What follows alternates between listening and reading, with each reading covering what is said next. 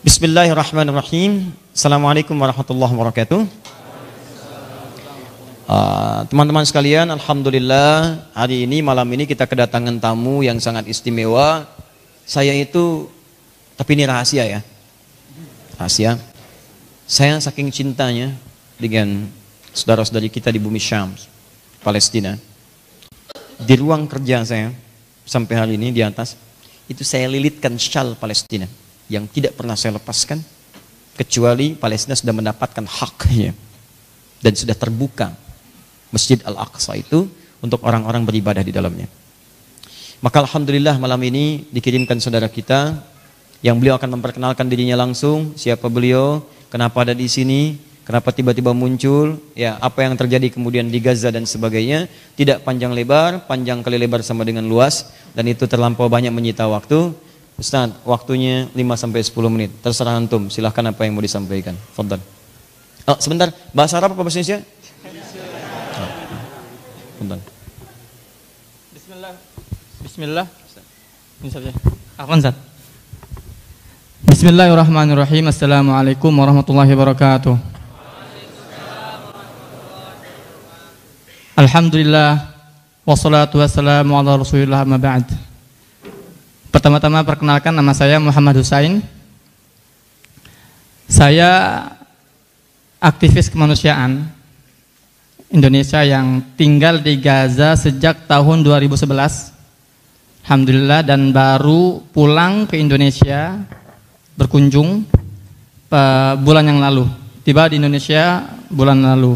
Artinya saya tinggal di Gaza selama 8 tahun. Alhamdulillah. Di sana saya selain menjadi aktivis kemanusiaan, saya juga jurnalis, kontributor lepas, dan saya juga mahasiswa Indonesia, kuliah Fakultas Syariah di Universitas Islam Gaza. Jadi statusnya mahasiswa, jurnalis, tinggal di sana.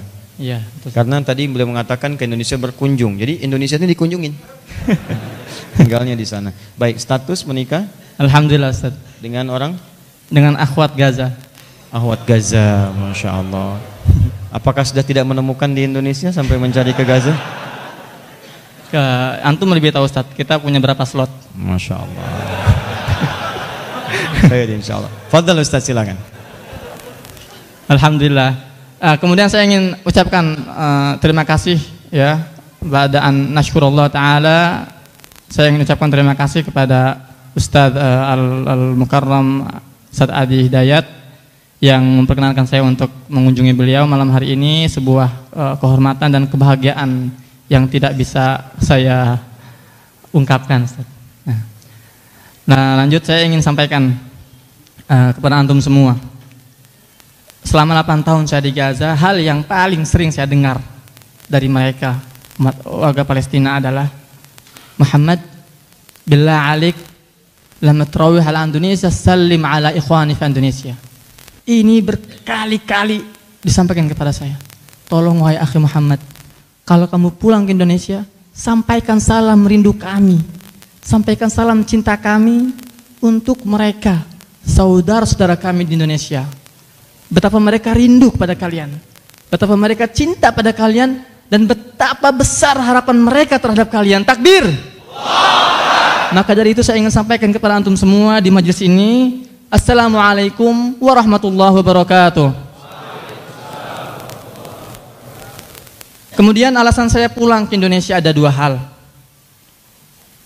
Yang pertama adalah permintaan orang tua untuk dikunjungi. Orang tua sudah sepuh, ayah sudah 73 tahun, dan beliau sudah sangat rindu kepada anaknya. Yang kedua, saya ingin menyampaikan apa yang sekarang sedang terjadi di Gaza. Saya di Gaza ini dijuluki oleh mereka, Ustaz, Safir Indonesia di Palestina, duta besar Indonesia di Palestina. Meskipun saya tidak ada hubungannya dengan pemerintah gitu loh. Karena saya di sana selain mahasiswa, saya juga aktivis kemanusiaan, dan saya juga sering diminta mengisi kajian-kajian di berbagai masjid di Gaza. Ini saya harus bukan memotong tapi memberikan penjelasan. Safir itu dari kata safara. Safara itu pada asalnya itu adalah sesuatu yang mengungkap apa yang ada di sekitarnya. Kenapa duta besar disebut dengan safir? Karena dia berusaha meneliti, mengungkap apa yang ada di tempat dia tinggal. Dan diberikan laporan, ini perkembangannya ini begini, dan begini. Jadi kalau orang Palestina, orang Arab menyebutkan beliau dengan safir, itu pantas karena keberadaannya mengungkap apa yang terjadi di sekitaran Palestina. Barakallahu fiik Ustaz. Apa yang sedang terjadi di Gaza? Ketika saya tinggalkan Gaza dengan 2 juta warganya sedang memasuki masa periode terburuk, masa tersulit sepanjang sejarah konflik Palestina-Israel. Gaza dengan 2 juta penduduknya diblokade sejak tahun 2006. Sudah lebih dari 12 tahun. Krisis, berbagai krisis, sebutkan apa jenis krisis di dunia? Ada di sana. Krisis ekonomi, 75% sektor ekonomi kolaps. Krisis air bersih, 95% lebih air bersih di sana terkontaminasi, tidak layak minum. Krisis kemiskinan, krisis sosial, krisis keamanan. Listrik di Gaza itu hanya 4 jam satu hari, bayangkan. Blokade yang sangat mencekik. Belum lagi intimidasi, serangan dari udara, dari darat, dari laut. Setiap hari. Namun di sini ada hal yang ingin saya sampaikan, penting untuk saya sampaikan. Apa sebenarnya yang sedang mereka perjuangkan di sana? Mereka rela diblokade, mereka rela dibunuhi, mereka rela diintimidasi, diteror. Banyak yang salah kaprah di kita. Kenapa mereka harus diperhatikan? Apa yang sedang diperjuangkan oleh warga Gaza hari ini bukan semata-mata kemerdekaan mereka. Wallahi, bukan semata-mata mereka sedang mempertahankan tanah air, bukan. Mereka sedang mempertahankan kehormatan seluruh umat Islam dunia. Mereka sedang mempertahankan kehormatan saya, kehormatan Ustadz, kehormatan antum semua di sana. Demi Allah, sampai hari ini, detik ini Ustadz, antum harus tahu ya, tawaran Israel untuk Gaza masih berlaku. Israel itu menawarkan kepada warga Gaza, kami akan buat Gaza ini semakmur Singapura.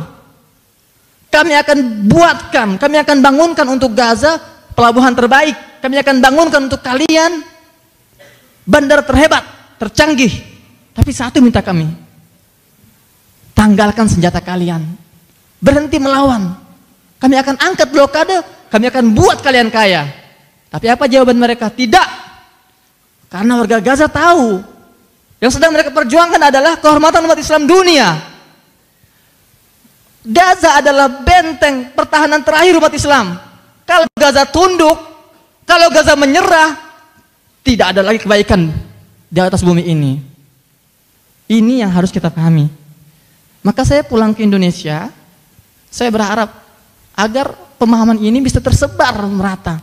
Demi Allah, ini saya tidak basa-basi. Warga Gaza itu sering berkali-kali ngomong ke saya bahwa kami menaruh harapan besar terhadap umat Islam Indonesia.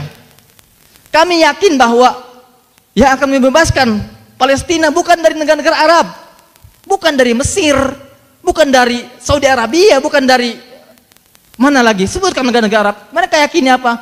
Indonesia akan memimpin perjuangan pembebasan Palestina dan Masjid Al-Aqsa. Takbir.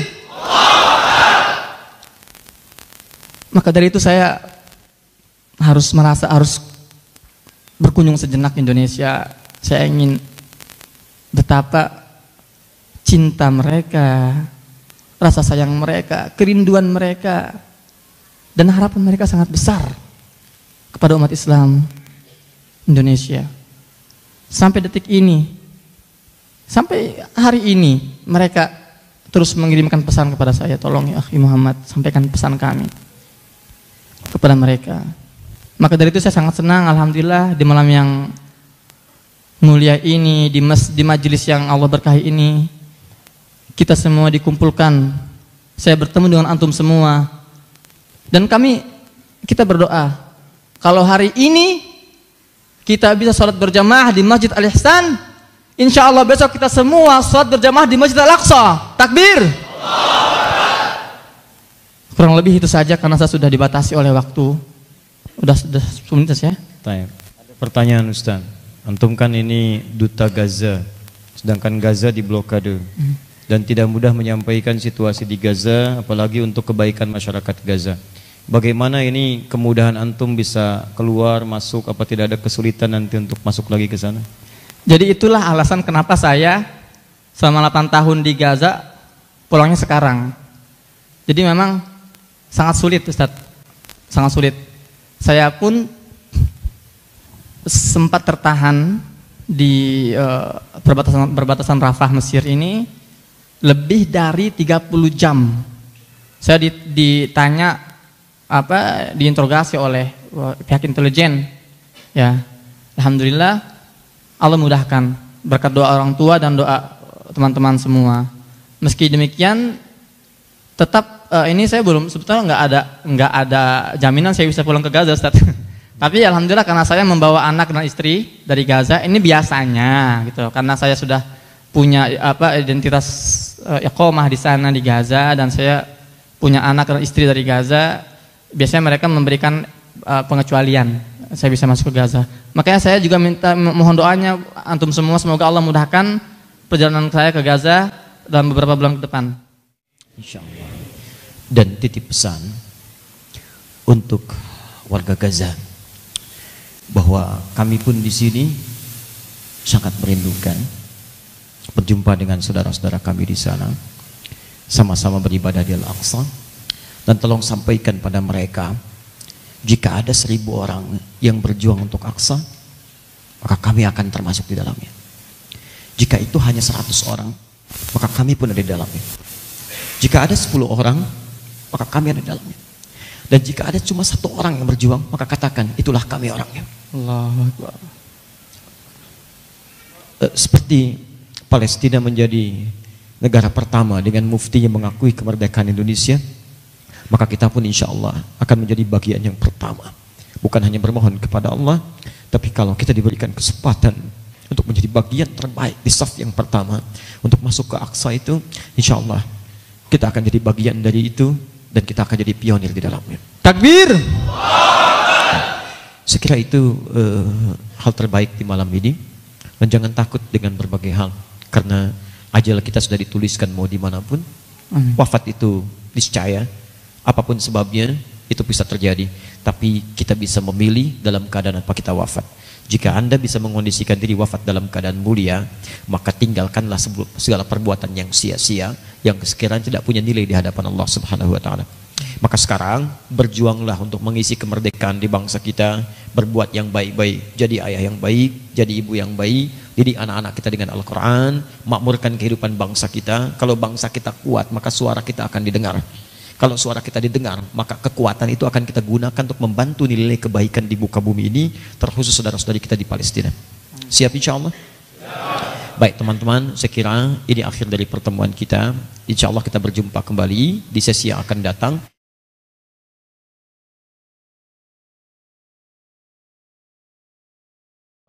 معك مايك؟ لا مش معي. طب احنا بدنا نحكي عاد كيف احكي عاد احكي. احنا هنا عامة في نهر البارد في خان يونس في غزة المحاصرة، الوضع تعبان. بنشكر اخواننا في اندونيسيا على انبساطهم وعملهم الطيب للاطفال تاعونا بتوفير الحاجات والاغراض. عشان هيك بندعي على المولى عز وجل ان ربنا يطول في عمرنا اخواننا في اندونيسيا على عملهم الطيب هذا، وبارك الله فيهم وجزاهم الله كل خير. بارك الله فيك، شكرا حبيب الله حييك يا عم.